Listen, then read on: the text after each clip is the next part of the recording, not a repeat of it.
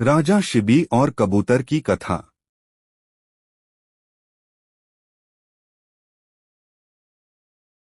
राजा शिबी अपनी धर्मपरायणता और न्यायप्रियता के लिए प्रसिद्ध थे। एक दिन जब वह अपने दरबार में बैठे थे, तभी एक कबूतर घबराया हुआ उड़ता हुआ आया और उनकी गोद में आकर छिप गया। कुछ ही पल बाद एक बाज भी वहां आ पहुंचा और राजा से बोला, हे राजन, यह कबूतर मेरा शिकार है। मैं भूखा हूं और इसे खाना मेरा प्राकृतिक अधिकार है। कृपया इसे मुझे लौटा दें। राजा शिबी ने उत्तर दिया, यह कबूतर मेरी शरण में आया है और मैं इसे तुम्हें नहीं सौंप सकता।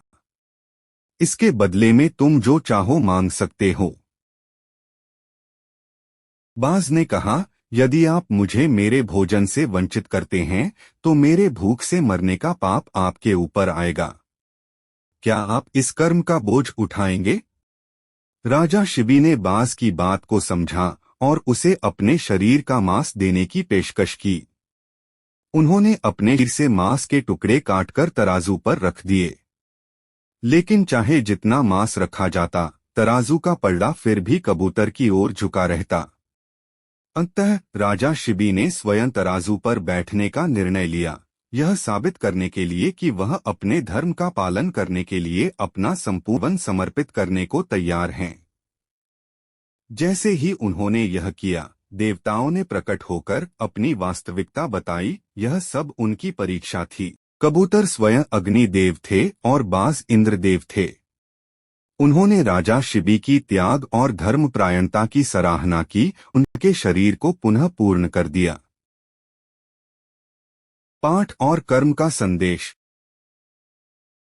दूसरों की रक्षा करना अच्छे कर्म को जन्म देता है। राजा शिबी ने धर्म का पालन किया, जिससे उन्हें दिव्य आशीर्वाद मिला। धर्म के लिए किया गया त्याग व्यर्थ नहीं जाता। उनकी सत्यनिष्ठा और निस्वार्थता के कारण उन्हें अंततः ईश्वरीय कृपा प्राप्त हुई। हर कर्म का परिणाम होता है। यदि राजा शिबी कबूतर को बाज को सौंप देते तो वे अपने धर्म से च्युत हो जाते और इसका दंड उन्हें भुगतना पड़ता। यह कहानी सिखाती है कि कर्म के अनुसार ही फल मिलता है और जो लोग धर्म के मार्ग पर चलते हैं, उन्हें सदैव ईश्वरीय कृपा प्राप्त होती है।